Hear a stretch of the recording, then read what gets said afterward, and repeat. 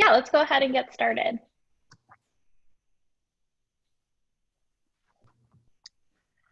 All right. Good afternoon, everyone. I'm Laurel Kagan. I'm the marketing director here at Live Urban Real Estate. We're really excited to be bringing you our first virtual event. We usually do our live and learns in person in the office, and we're just excited to be doing this online with you and still able to share some great content. So thank you for being here. And I wanted to start out by introducing Danielle Anderson. She's from Waterstone Mortgage. She's graciously provided our two Amazon $25 Amazon gift cards that we'll be raffling off after this event. But please stay until the end of the event because we'll be putting you in the raffle based on who's still here at the end of this call today. And Danielle is also going to be moderating our questions and chat. So if you have a question, you can type it into the chat box and Danielle will moderate those for us. Or you can also wait. Megan, our speaker Megan, will be giving some time every few slides for you to go ahead and unmute yourself and answer questions. So those will be your two ways to ask questions today. So thank you, Danielle, for being here, and take it away for us. Great. Thank you, Laurel. Again, I'm Danielle Anderson with Waterstone Mortgage.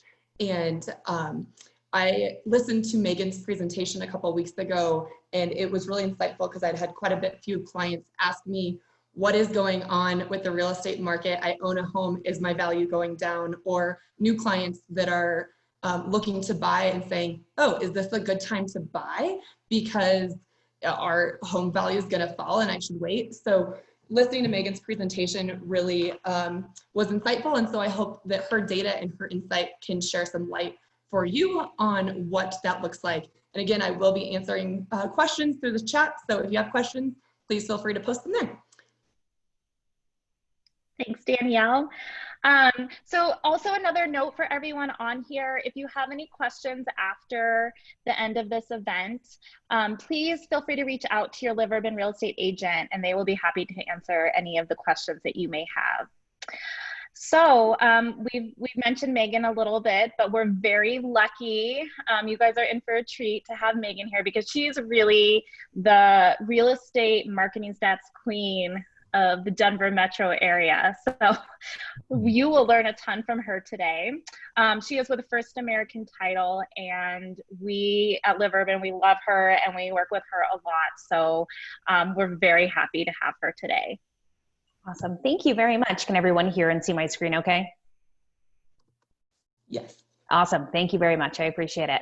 So it's really nice to meet you. And I really appreciate the opportunity to speak with not only Live Urban agents, but also some of their buyers and sellers that they might be working with in this market. And I have a really unique background, kind of how I got into this. There are very few people that get into title insurance, let alone real estate, outside of it being nepotism or accident. And I kind of got here by accident. Before I got into the real estate world, I actually was an analytical chemist. And I am naturally hardwired to find patterns and to make predictive analytical measures in the marketplace so that we have expected outcomes. Now, when I graduated from college, it was interesting because we were headed into the recession in 2008. And it was actually 2006 that I was trying to find a position where I could go and use my analytics. However, being more of a competitive market and sales environment. Well, no one was willing to look at me without any sort of sales experience. So I actually went to work for what we call the MLS here in Denver, RE, Colorado. If you're not familiar with what the MLS system is, what they do is they're the centralized property database that all of the realtors post their listings for sale and in turn go through and search for their buyers and sellers. And when I'm looking at this information, that was actually where I ended up going to work before I ended up getting into having my real estate license and selling title insurance by way of putting together real estate analytics. So when I worked at the MLS system, they were in the process of developing a new database. We did our own greenfield development. And in the mid 2000s, they were trending off of a Java-based platform into a .NET framework. And so I did web-based development for them. And they found out that I had this huge background in pattern recognition and systems and data. And so they actually asked me to move over to their development team, an implementation team, and I ended up moving over there and putting together and revamping the way that they do all of their stats throughout Metro Denver. So I've been trending what's been happening here in Metro Denver for the last 20 years or so, and it's been really interesting to see all of the events of COVID. And what you'll find about me as we start talking to each other is that I'm probably somewhat of an anxious individual who's typically overcaffeinated. And so what I have to do in order to manage my expectations and emotions is I try and set forward projections, or I try and measure what's likely to happen in the marketplace. And I would assume that that's oftentimes what you're dealing with as a buyer or a seller in real estate, is that this is typically a very highly emotionally charged time for you. And oftentimes when you're making moves in real estate, you're also doing that in conjunction with other life events, such as the change of jobs or the loss of jobs, a death of a family member, a marriage or a divorce or children. And a lot of these things end up starting to go hand in hand. And so these end up being very naturally emotional times for people. And then what happens when you start to throw in COVID? And we've never been through something like this, or a pandemic, or where we've been in lockdown, or at least I never have been. And so the first thing that we all tend to start doing is looking back to the past and saying, is this similar to something else I've experienced? And if so, what was the outcome, and how should I emotionally respond to this event? And oftentimes what I've been finding people doing is they say, oh my gosh, it's 2008 again, and it's going to be a financial crisis. We're headed for a recession, and my home is going to lose value. And that's of course concerning, because your home is typically your largest financial asset. And if that loses value and we end up going into short sales and foreclosures and HUD homes again, what does that mean for your future retirement opportunities? And so I wanted to start looking at all of this information and trying to figure out, okay, is this truly like a housing crisis, what we saw in 2008, or is this something completely different? And I think that you'll be pleased to hear that this is actually very different, and the greater Metro Denver market is highly resilient. And when I'm looking at this information, when I'm talking about the distressed transactions in 2008 and why it was so concerning, was that at our worst point here in 2009, we had 52% of all of the closed transactions that we were working on were either a foreclosure, a short sale, or a HUD. Now, we've heard a lot of people and been watching the market over the last 8 years or so that we've had a very strong bull market that's heavily favored the seller. We've seen phenomenal appreciation, but unfortunately, buyers have been very frustrated. It's been a very competitive market, but on top of that, its home prices have gone up 8 to 14% year over year for 8 years in a row. And now when COVID started happening, they said, wonderful. Okay, what I'm going to do is I'm going to wait. And I'm going to wait until I see those foreclosures, short sales, and HUD homes before I choose to make a purchase. And unfortunately, that's not a likely reaction in this particular market. And so we have to talk about the events leading into 2008 and how we ended up getting there. And we also need to discuss the difference between a recession and a housing bubble, because they're not synonymous, okay? So hopefully this is kind of striking a nerve with some of the things that you've been working through, but all of this is very positive news. And I don't know about you, but I know that I don't want to go through 2008 again. I couldn't afford to drink my dinner, so I was eating a lot of ramen at that time. This ends up feeling like it's a lot better. And for those of you that are current homeowners, it appears that what's going to be happening is that your largest financial asset will continue to grow in value passively, just by way of being such a strong seller's market. So let's talk about how we ended up getting here back in 2008. And it, in large part, started with the lending environment and the types of loans that were being offered in the late 90s and the early 2000s.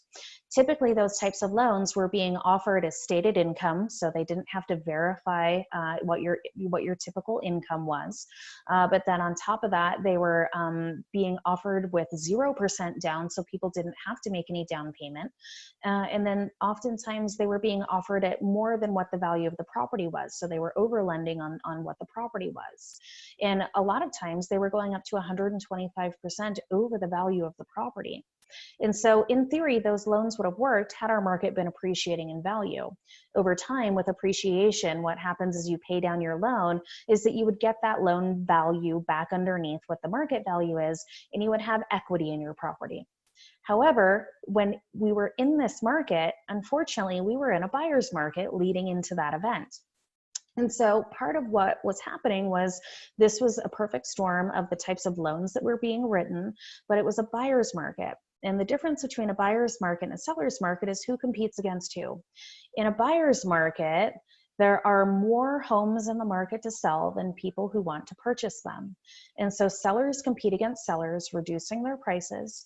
Over time, buyers offer less than asking price. And what happens is it causes values to fall.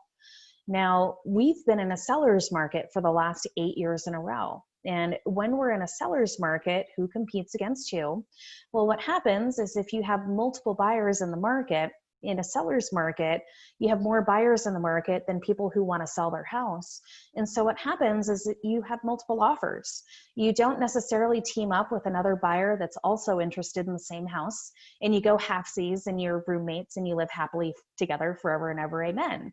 What ends up happening is that you have a bidding war, and it's the highest and the best offer wins with the terms that are most favorable for that seller.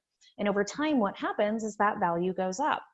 Now, what's wonderful about looking at the market this way is that this gives me automatic insight as to what the relationship is between supply and demand. And if you've taken any economics class or business class in your life, you've learned that the relationship between supply and demand is in large part what determines what happens with pricing. Now, in real estate, there's also an element of something that we call liquidity, and that's how readily available money is to be spent or leveraged into purchasing a house. That typically works in the loan markets. But in this market, we were already in a very strong buyer's market where we were oversupplied with properties. And this report only shows residential resale. So this doesn't capture the amount of overbuilding that we were continuing to do and continuing to lend on top of that fueled this even higher. And at our worst point, we ended up having, for every one buyer in the market, they had 10 different homes to choose from. There was no pressure upon the buyer to make a fast decision or to offer a full price offer or over asking price. There were very few multiple offers that were happening at that point. Now, there's a point of equilibrium that's halfway between a buyer's market and a seller's market. And that point of equilibrium happens when we have what's called a 6-month supply of inventory. And you'll hear me refer to equilibrium or balance many times throughout this presentation, because this is everything that drives what's happening in real estate and why we're not flooding back into 2008. This is the number one factor. So we had all of the poor loans that were written over asking price. The relationship between supply and demand didn't dictate a market that forced appreciation. And so what ended up happening was once we hit the 2008 meltdown, we were oversupplied with homes automatically, and people didn't have equity in their house. And without that equity in their house and they're oversupplied, if a buyer says, shoot, I'm in a bad position, I have to list my house and get out of this. Unfortunately, at that point, they're in the same bucket as 10 other buyers or 10 other sellers that also want to sell to one particular buyer. And the only way that they were able to compete was to continue to drive their prices down. And that's ultimately what caused the housing crisis that lasted from 2008 through 2012. Now what's really different about our market is that we're undersupplied, and being undersupplied for a period of 8 years, again, we've been in multiple offers since about 2013. And so what happens is who competes against who? Buyers compete against buyers, driving those prices up higher and higher. And we've had substantial appreciation between 8 to 14% year over year since we've gone through a recovery, which started in 2012. And that creates what we call an equity cushion. And so being in an extreme seller's market, people's home values have increased, and they've actually doubled since the bottom of the market back here in 2009. And home prices doubling, as long as you haven't been refinancing and pulling your money out and you've been in your home for 2 years or more, it's highly likely that you have 20% equity in your house or more. And so with this big run up, if someone found themselves in trouble when COVID hit and perhaps their position was furloughed or they were unemployed, or they had to take a salary reduction, and they chose not to go through forbearance. And if you're not familiar with forbearance, Danielle is a great person to talk to about what that process is. But instead of choosing forbearance with their current loan, they're choosing to list and sell their property. We're still drastically undersupplied in this market with homes, so they're able to list their home, likely sell it very quickly, and then walk away with all of that equity, which weren't options that we had back in 2008. And so that's part of why we're not likely to see those short sales, because people have equity now. We're not likely to see those foreclosures because they can sell and get out of it before they start seeing those. HUD homes, same thing. They're just government-backed loans at that point. And so there's not a sense that we're going to start to see those. And as the end of April, what we ended up seeing was that there were only total of, out of the roughly 4,000 units that we closed in April, only 9 of them were distressed. And so if you're looking for those properties because you perceive them to be a deal, unfortunately, there are a lot of other folks that are also out there trying to find that deal. And they're more likely to be in multiple offers. And what happens when you're in multiple offers is they get driven up and over asking price. So they're really no longer a deal at that point. Now, when we're looking at these properties and we're saying, okay, it's a seller's market, we're short on inventory, oftentimes that kind of starts out like a Rodney Dangerfield joke where it's like, oh, our inventory's short. Well, how short is it? So we can actually put together that mathematical definition of what would a market balance look like if we had a 6-month supply. And so again, a 6-month supply means that at the current rate of sales, that we would sell out of inventory in 6 months if nothing new came on the market. An easier way to talk about that is for every one buyer that wants to purchase in the market, they have 6 homes to choose from. And as of the end of April, we were sitting down here right at about 1.4 months worth of inventory, or each one buyer in the market had 1.4 homes to choose from. So if we were to create that 6-month supply of inventory, this is what it would have looked like historically. So looking at that same time frame back to 2005, the blue line represents the actual inventory that we had available, whereas the yellow line is what we would require to have that 6-month supply of inventory. And it's not something that's widely known, but looking at fourth quarter data and kicking us off into the next year is a critical measurement for us to see how we're teeing ourselves up going into the next year. And you can actually see it here. At the end of 2005, 6, and 7, we had more inventory in the market than what we needed to offset demand.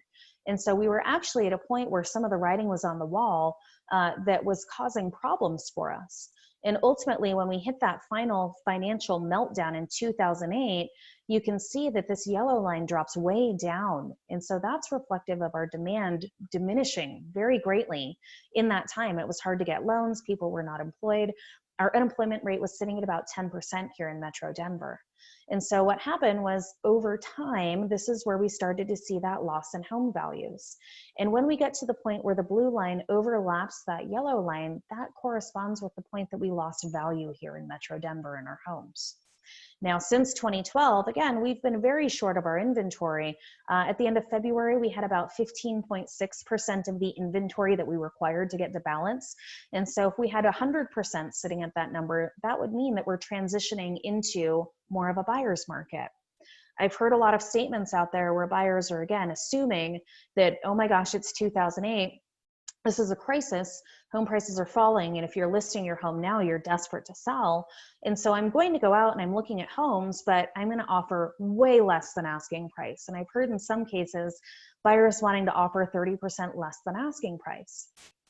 The market dynamics don't dictate that that would be an offer that would be accepted right now, because again, there are more buyers in the market than homes to sell those folks. And so it's unlikely that a seller would be willing to accept those conditions at this point, okay? And so if we keep looking at this, I can actually take this and compare it to what happens with those home prices. And so again, people say, well, when are home prices going to fall? Is that likely to happen? Well, keep in mind, we had to have a 6-month supply or greater amount of inventory for roughly 3 years before the housing crisis. And then it ended up being about another 1.5 years where we were oversupplied before we started to realize home prices were falling.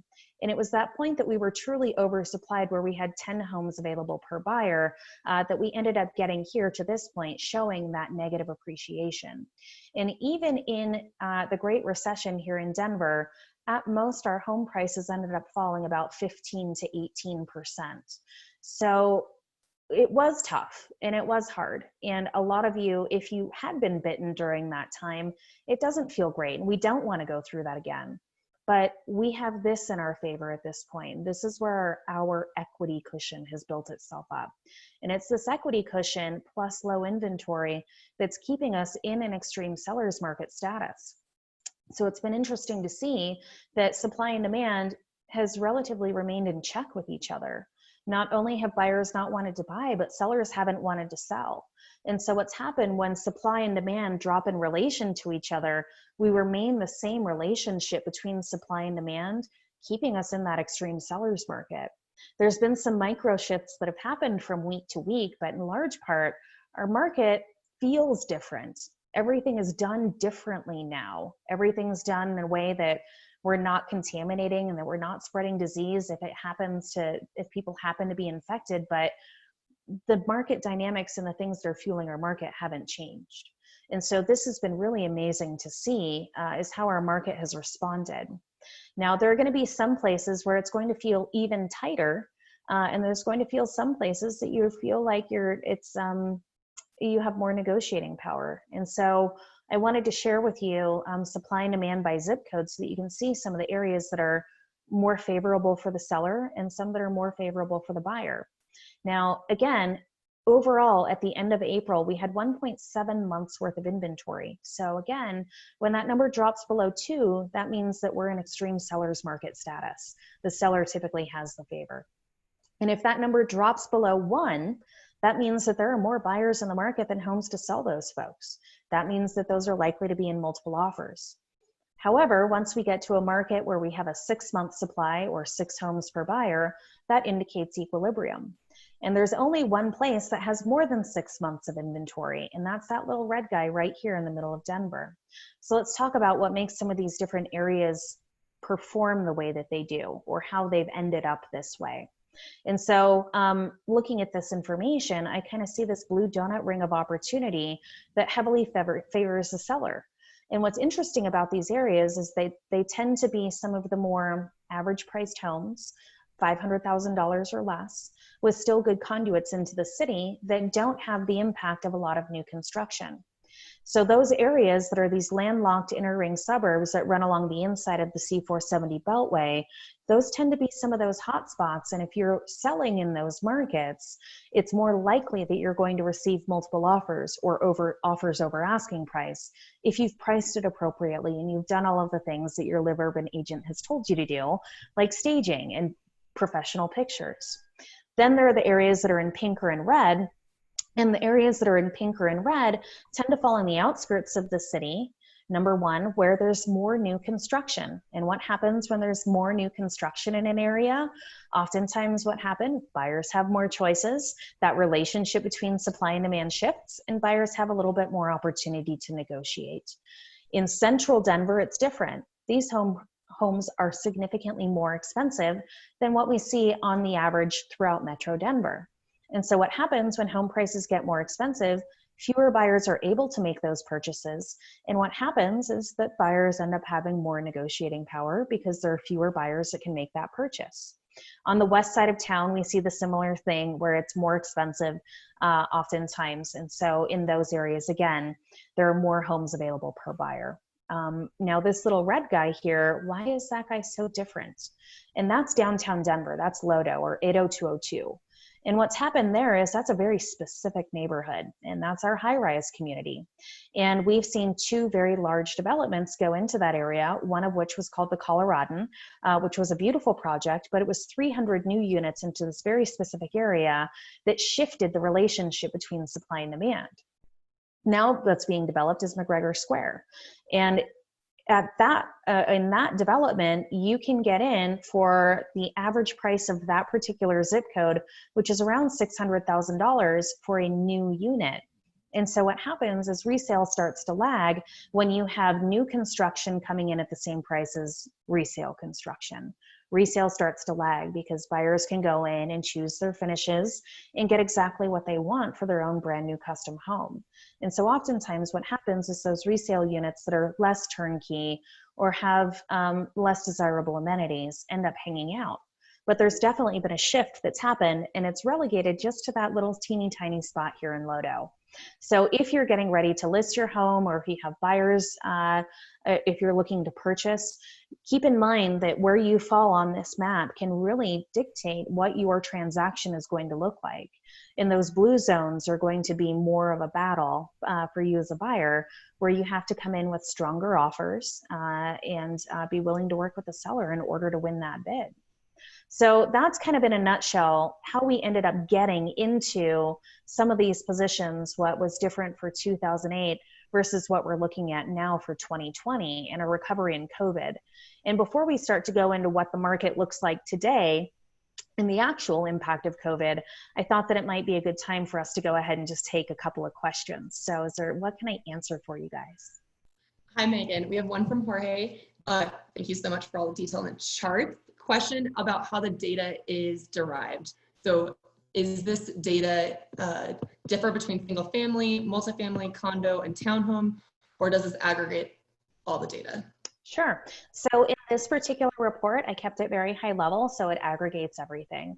I do have secondary reports and tertiary reports that I put together on a monthly basis. You're certainly welcome to subscribe to those if you would like to, where I separate attached versus detached, and new construction is its own beast. And so the purpose of this presentation was more so to differentiate what happened 2008 versus now, but I do have separate reports if you're interested in looking at the difference. And I'm happy to share that with all of the agents on here. Connect with your local real estate professional, your live urban agent, and I'm sure that they'd be willing to go over the specific data for your area for you. Okay, and then we had another question on, will they receive a copy of these? Sure. I mean, I can't be the only person that loves all of this graphic goodness. And I'm not one to let a good crisis go to waste, and there are graphs that need to be made. And my goodness, if you guys want to sit and stare at graphs with me all day long, I'd certainly be happy to take you down with me. Then we can get a little bit crazy, maybe drink some dairy later. So it'll be awesome. And then from Anthony, can you talk briefly about the 2000.com crash and how that affected the housing market? Oh gosh. So the data that I have, so this is the conversation that we need to have about the difference between a recession and a housing crisis. Okay. When we talk about a recession, the definition of that is when our gross domestic product, or GDP, across the United States, that's all of the goods and services, things that we make and buy and sell. When that declines for 2 consecutive quarters, that's considered to be a recession. Now, that was considered to be a recession event and not a housing crisis. And actually what happened in the last 6 recessions, only in one of them did we have a housing issue. And that was the last one that we had from 2008 through 2012, where we actually lost home values. In the other 5 recession events leading back to the mid 70s, we actually saw normal appreciation. And so what happened is that it's kind of like what we see sometimes in oil and gas land, where in our .com bust that happened, a lot of that was relegated to the north end of Denver, where a lot of those tech companies were located, DTC, but then also out in the Boulder community. Oftentimes there might be a little bit of bobble that happens there, kind of like what we see in oil and gas. There's more that happens on the western slope in northern Colorado, but at no point did we see a loss in home value. Thank you, Megan. And then a question from Arwen. How do you think the possible fall-winter resurgence of COVID-19 will affect the Denver housing market? So that's where our crystal ball starts to get a little bit fuzzy. And I don't know that any of us have an idea of what that's going to look like in the future. And so there are so many unknown variables that can play into that. And as an analyst and as a highly rational being, usually what I do is when I go to cross the street, I look both ways for cars. Well, when COVID hit us, I looked both ways for cars, and then I got hit by an airplane. And so now I find myself not only looking for cars before I cross the street, but now airplanes. And my gosh, what if there's a rogue trolley in Morrison where I live? And I should probably look out for those as well. Unfortunately, we don't know what that's going to look like. And if that does come up again, we'll have to watch and see how the market responds at that point. I think that we're adjusting to what our new normal is. And I know that I'm certainly leaving the house a lot less than what I ever used to previously. But I think that we may be seeing an additional pop of activity right now where some folks are concerned that there may be a resurgence. And if I want to make a move this year, I'm going to have to do it now. And so we're actually seeing us double timing what our market typically looks like in May, either A, making up for lost time in April, or B, trying to get ahead of, is there a potential another wave that might be coming through? And I don't know that there's any way for me to go through and figure out exactly what percent is making their own decision. That's the funny thing about human emotion, is that it's really hard to calibrate because we all respond emotionally differently. But I don't know. I don't know. And so we'll have to keep watching this weekly. But the thing is that we have some really good benchmarks and timelines, and we know exactly what we're looking for in order to determine, are we shifting in a greater way beyond what we're looking at right now? And so I'll share with you guys those numbers that I'm looking at on a daily, if not weekly basis at this point. Anything else? No, I just like to add, from the lending standpoint, lending is totally different from 2008 to 2020. Mommy. And from the forbearance guidelines with Fannie Mae and Freddie Mac, as well as the government kind of jumping in to protect people's largest asset. It totally changes people sell their home at a loss, which is what would bring home prices down significantly. So any other questions? Oh, we've got, do you publish this data weekly/monthly? If not, what is a good resource for us to keep an eye on where the market is going? Yeah, so if you follow me on social media, my name is Megan Sisk Aller, S-I-S-K Aller. I also have a business page where this information is posted, and you can find it. And that's Megan Aller with First American Title, Denver. And so those are the two places that you can find me. I also have an Instagram handle, and I'm really bad at Instagram. I kind of stopped posting. I'm like, okay, I've got to post it in two places, now a third place, and then I've got to email it out. And so I do have an Instagram handle that a lot of the stuff makes it through to, and my handle is A Girl in Her Graphs. And so you can find me there as well. If you prefer, you're welcome to email me or talk to your agent. Your agents should all be on my list. And so your agents can also send this information out to you as well. I'll put my information in here. There we go.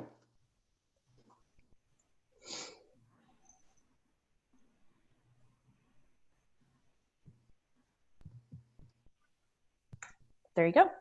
So there's all of my information in the chat window. If you need to try and find that, I'm certainly happy to add anyone to my distribution list.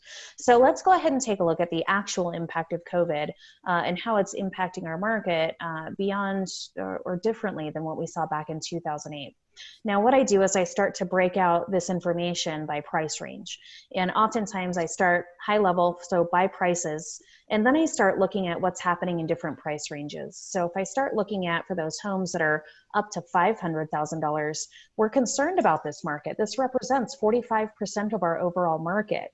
If our shift changes and impacts this market, that's going to be a big impact within our marketplace. Now, as I go from 500 to a million, it's 41.3% of our overall market would feel impact if there's shift here. But then when we start to go over a million, and it's not to say that we don't love our $1 million markets, but that's only 7.2% of our overall market. Now, oftentimes what happens when shift and transition starts to happen in a marketplace, it happens at the high end first, and then it works its way down. And conversely, when recovery happens or a market speeds up, what happens is it starts from the bottom and feeds its way up. Now, I track this information on a weekly basis up to 2 million. Now, once I go above 2 million, I'm now looking at less than 1% or 2% of our total properties. And it's no longer fair to say that this is an actual trend because there's just not enough data to support it. So looking at what I track on a weekly basis, what I'm tracking now is my inflow and outflow of transactions here in Metro Denver. And this is talking about the 7 Metro Denver counties. So I look at Adams, Arapahoe, Broomfield, Denver, Douglas, Elbert, and Jefferson counties. Now, when we look at this, I'm trying to figure out, okay, what does our inventory, our available supply look like versus those that want to purchase? And so what's happened when I track my inflow versus my outflow, it gives me something called my predictive month supply of inventory. And this basically tells me, based on those units going under contract right now, how many buyers are likely in the market and how many homes did they have to choose from. So this is my new number for equilibrium. And I can track this on a weekly basis. The number floats around a lot more when I look at it on more micro levels, but you can see exactly where the market was responding to various levels of quarantine and restrictions in our marketplace. Now, when I talk about peak week, so from peak, that's talking about the week prior to the events of COVID starting to impact our real estate market. And for purpose of this presentation, I've disclosed that to you up here on our first slide. Oh, did I take that slide out? No, it must be at the very beginning. Never mind. So basically that's tracking the week that was March 4th through the 10th, where we had a more normal spring selling cycle, and that was our week. So we were trying to figure out, are we tracking back to prior to COVID, or are we trending back to something that we've seen closer to the last 7 or 8 years? And I think what this shows is that it actually speaks to the strength of our market that we saw back here at the beginning of 2020. We had this perfect alignment of 4 different factors that made our market take off like a rocket at the very beginning of 2020. Number 1, we had more mild weather patterns. Number 2, interest rates dropped below 4%, and that creates a frenzy. On top of that, the Broncos weren't playing football, which sounds silly, but our market doesn't pick up until the weekend that we're all done playing football. And then finally, inventory dropped to historic lows. And when all 4 of those things line up, what happens is it creates this very early compression cycle within our real estate market here in Metro Denver. And we got to our deepest point here right before we went into quarantine, or the effects of COVID were being felt, where we had 0.7 months of inventory. And as a reminder, when that number is below 1, that means that there are more buyers in the market than homes to sell those folks, and it's likely that we're in multiple offers. But we were technically in multiple offers by week 2 of 2020. I've never experienced the first 3 months in the real estate industry like I did this year. It was insane. Now, what happened is we started feeling various levels of quarantine and certain measures being put into place. We started to see our month supply of inventory grow. And it's not necessarily the exact number that I'm interested in. I'm looking at how fast is it changing. Is supply growing faster than demand is, or is demand dropping faster than supply is? And so everything deals with that relationship between inflow and outflow that identify what this number is meant to be. And at our hardest point in the real estate industry, there was a period of about 2 to 3 weeks where we were not allowed to show a property at all. Turns out it's really hard to sell houses when you can't show them. And so what happened at that point is we trended up to 1.6 months worth of inventory. That's still not a buyer's market. Remember, a buyer's market won't occur until we have more than 6 months of inventory. So even at our worst market, it was higher than what we saw prior to COVID, but in no point did it ever shift to a position that was bad. And this is exactly what a V-shaped recovery looks like. I don't know if you've heard those terms used in other economic forums or on the media, but a V-shaped recovery means it goes in and it comes out at basically the same rate. And so it can kind of go either way for a V-shaped recovery. And this is basically what we're looking at this point. And as soon as people were able to go out and start showing properties again, and buyers could get in and start taking a look, we saw this big giant pop, or this big giant pop of pent up demand from the 6 weeks of COVID, where we ended up seeing that a lot of that it's being gobbled up faster than we can get it to market. And what happened during the events of COVID, part of why we stayed at such low inventory levels per buyer, is because not only did buyers pull out of the market, but sellers said, you know what, I want to sell, but maybe not right now. And what we saw was that we saw a lot of contracts falling apart, but we also saw people choosing to withdraw. And that's a method of self-selection. That's not saying that their home didn't sell. That's the seller saying, I don't want to sell right now. Let's wait and see how this plays out, and I'll start releasing that property back on should I decide that it's safe for me to sell again in the future. And so a lot of concerns have been brought up and saying, well, what happens when all of those withdrawn listings can be sold again and they all come back on market? Will that flip the scales? Well, again, we're all having very different emotional responses in this market, and not every seller is going to be ready at the same time. So I don't expect a big flood in. And I think that if we would have seen it, it would have happened in the last 3 to 4 weeks already. And that's the purpose of tracking this guy back on market. So back on market means that it was an off market status. So either withdrawn or under contract, and then it was reactivated, and people said that, now it's available for sale again. And so over the events of COVID, from March 26th up until April 27th, when we were in our most strict period of quarantine, we ended up seeing that about 1,600 units chose to withdraw from the market. And we've seen pretty steadily about 400 units coming back on market each week, and 50% of those were under contract. The other 50% were previously withdrawn. So it looks like people are slowly getting in, and about 200 of each of those units each week is choosing to relist at this point. And the thing that we couldn't figure out and that we were really struggling with is, what does our buyer pool look like? There's been layoffs and furloughs and salary reductions, and unemployment filing has gone sky high. What does our buyer pool look like? How many buyers are left out there? And while it's awful and it's terrible, again, our market was so crazy and strong prior to the events of COVID that we had so much excess demand that if we don't have a 100% return of every buyer to market, we still have an excess of demand. And so we still have more buyers in the market than people that want to sell their house. Instead of getting 10 offers, we're getting 5. But all you really need is 1, but it's still multiple offers. And that's the thing that's been crazy to track, and to see how quickly that declined back into our extreme sellers market territory, where we're back here at multiple offers. Now, oftentimes people say, again, well, how much inventory should there be in the market? So looking at that week by week, going into this last weekend, and this is the 6th through the 19th, we had 6,300 active units. Based on the number of units that went under contract that week, to create a 6-month supply of inventory, we would need to have more than 46,000 active listings in our market. And the reason why this number is important is because I want to see, what did it look like prior to the events of COVID? And we would need to have a bigger level of inventory that we did at that point. So this is yet another indication that our demand is surging. Now, is this a combination of pent-up demand and people that are trying to move before there could be a second occurrence of it? Possibly, but I don't know that any of us exactly know what that's going to look like quite yet. But I can tell you what the conditions are right now. And as of right now, we only have 13.6% of the inventory that we require to offset demand. Now, what can happen as I track my inflow and outflow of transactions, and I know the inventory that I have versus what I need to get to a market in balance, I can actually say, if it keeps coming on at the same rate and it keeps getting gobbled up at the same rate, how long is it going to take to make up the difference from this number to this number? And that's this calculation. So this is, how long can we sustain this impact with the exact same conditions that we're sitting in today? And this is what we didn't have in 2008. We were already in a buyer's market and people didn't have equity. This is our inventory cushion. And so before we get to a market in equilibrium, to a buyer's market where home prices lose value, we've got to at least gobble up what our inventory cushion looks like.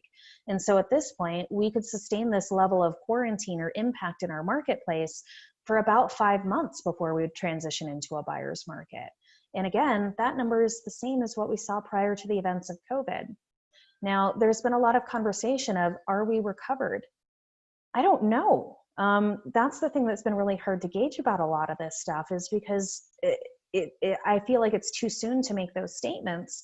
And it also doesn't feel the same. You can't go out and show properties the same way or see them the same way as you did prior to the events of COVID. And I know that my emotional response when I go out in public is very different than what it was back prior to COVID. All of the numbers look very good, but I think that emotionally we're still feeling a lot of this impact. Now, I can track what's happening with showings. Again, since I can't track what unemployment looks like, what I have to track is how many showings are being set. This is my first leading edge indicator as to what our buyer pool looks like here in Metro Denver. And looking at these numbers, again, we were seeing about 4 showings per property for a total of 25,000 showings that were set last week. And that's only 3,000 showings off of what we saw back prior to the events of COVID.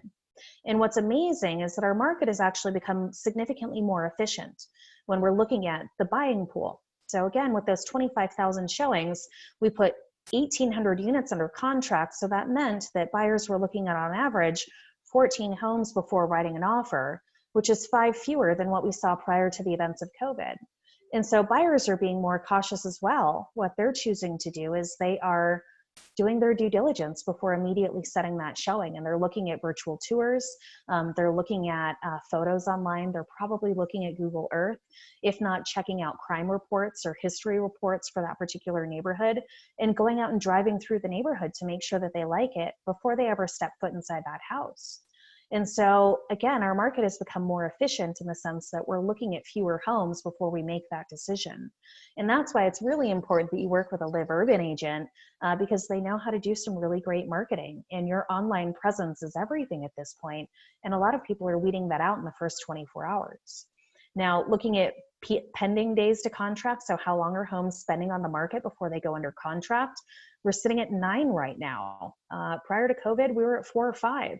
It takes longer to get into the houses, and our showing process isn't the same. But this number is nowhere near what we saw leading into 2008. Leading into 2008, it ended up being that 50 average days on market floated between 90 to 120 days on market. So 9 median days to contract, half of the homes that are under contract in 9 days or less. That's pretty amazing, okay? Considering everything that we've been through at this point, I'm going to take it. Now, also looking at price reductions to see if people feel pressure to make price reductions. 24% of the homes that went under contract last week had made a price reduction. But since we've come out of COVID and people are feeling more encouraged and buyers are looking again, the size of the price reduction has dwindled down. And if we wanted to look at how all of this compares to what we had seen in previous Mays, and this is where I get stuck, is what do we need in order to call it recovered?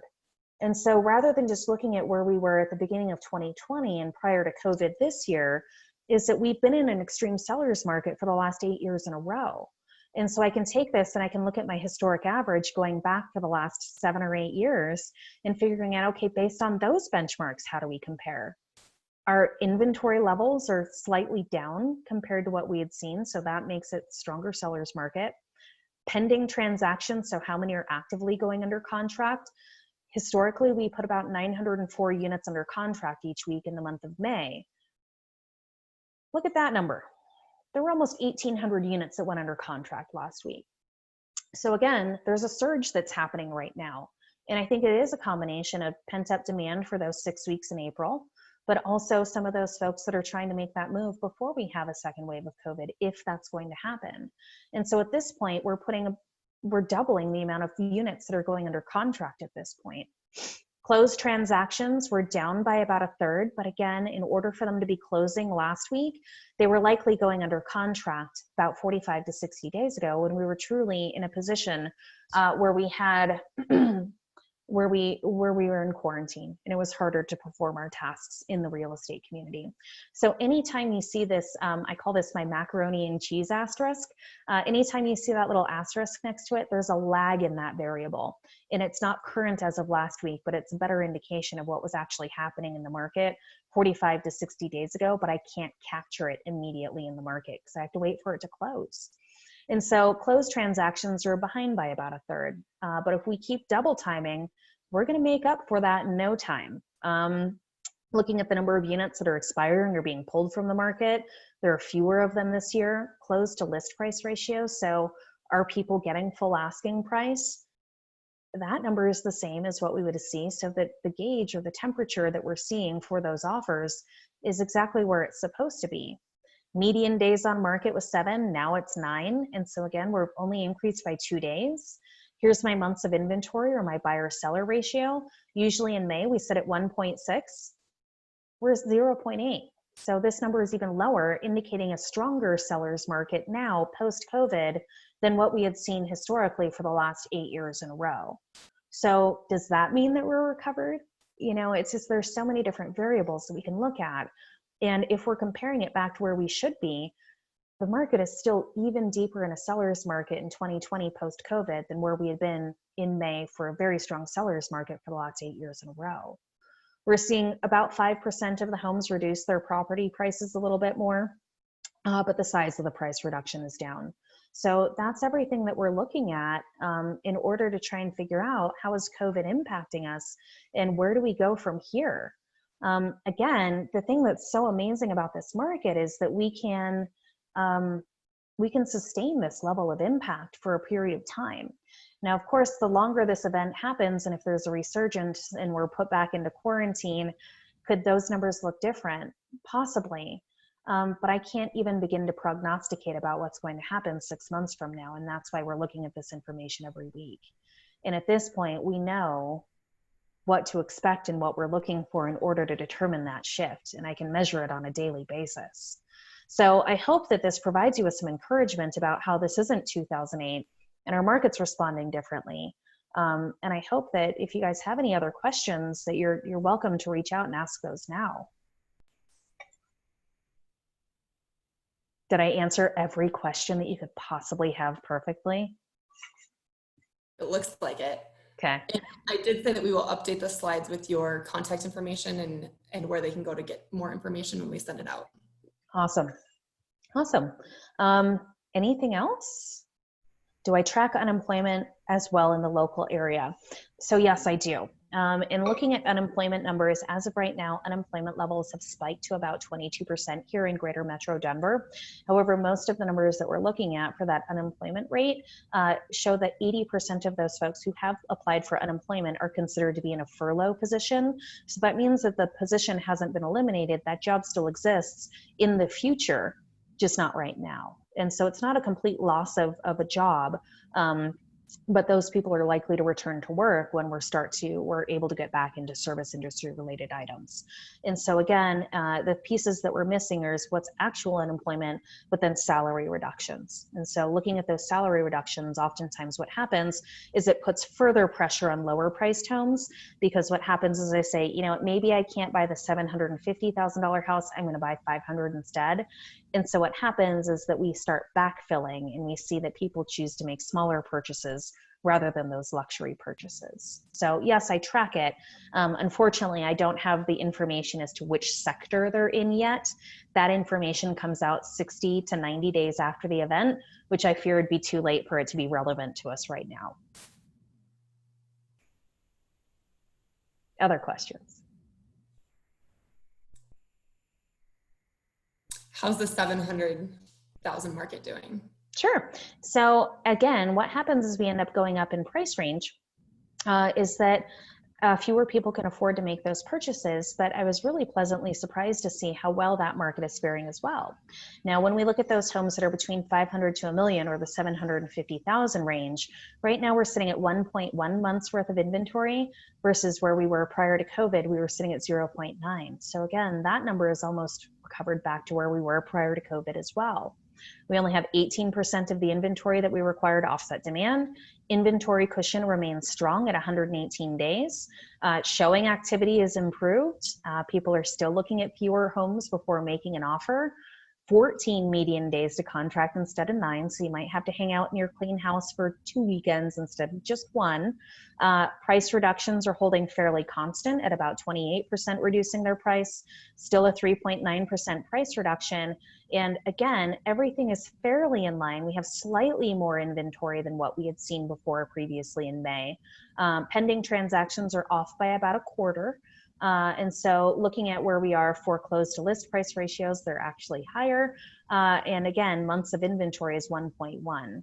This market is recovering slightly slower than what we had seen prior to the events of COVID, but still making really good headway. There's not a huge lag that's happening there, okay? A couple more questions. Do you have any similar data for Summit County or other surrounding areas? Unfortunately, I don't. In the state of Colorado, there are about 35 different MLS systems. So there are 35 different languages in which the data is contained in, and there's no way for me to go through and assimilate the data for each one. I do have some partners, some partner analysts that I work with that put together information for that. We use something called Altos reporting, A-L-T-O-S. However, it's not nearly to the degree that I do for the Denver reports, simply because I have weird inherent knowledge of how that data was consumed and put together when I helped develop the database that they use to harness the information. And so I can point you to a couple of different places, but it's not going to be to the same detail as I do in Denver. And what do you think impacted the lower than normal inventory at the start of 2020? Good question. we're kind of in gridlock here in Denver right now. And so 70% of the people that are choosing to sell their house will purchase another house here in the 7 Metro Denver counties. And if they can't find their next house, and if they sell their current house, they say, well, where am I going to go? And so it's created this almost weird gridlock issue that we've been experiencing now for 7 years. And again, we've got to encourage that first person to list before we can start seeing all of those other connections get made down the road. We also have 2 of our largest population segments. So those that are millennials, who are people who are currently under the age of 34 looking to buy their first house, converging upon those folks who are baby boomers looking to downsize. And they're creating an immense amount of compression on our under $500,000 market at this point, which is where we're seeing the bulk of our competition. Okay. And what do you think COVID-19 will do to rental rates for the next year? Similar and steady, risk for landlords? I don't know. I don't track a lot of rental data, again, because there's no really great centralized database for it. They end up tracking and trending along with what happens with residential resale for the most part. I'll tell you that I personally bought 2 more rental properties while we were in COVID. And so, but again, that's just my personal response. And I'm obviously very comfortable with the amount of risk and the data that I'm looking at in order to make those decisions. But I have very specific areas and criteria that I'm looking for. And so again, when I buy those properties, I buy in those areas that were blue on the map. And so the reason why I like those is because, again, what's happening is when the relationship between supply and demand is more out of whack, I have more buyers in the market than homes to sell those folks. Ultimately, what happens is it drives more multiple offers, driving that appreciation up. And my intention is to hold on to these as a retirement, and it becomes part of the trust and estate package that I leave for my children so that they have passive income when my husband and I are no longer around. But my comfort level is I prefer over here on this kind of west side of town where everyone has that easy access into 6th Avenue. And so right here in this Lakewood corridor is where I really like to come in and make those purchases. That's my personal preference though, and I think everyone else kind of has their own flavor. I also bought a commercial building just because my husband and I own a business, and so it was time to stop paying the lease. So that was what I chose to do. Other questions?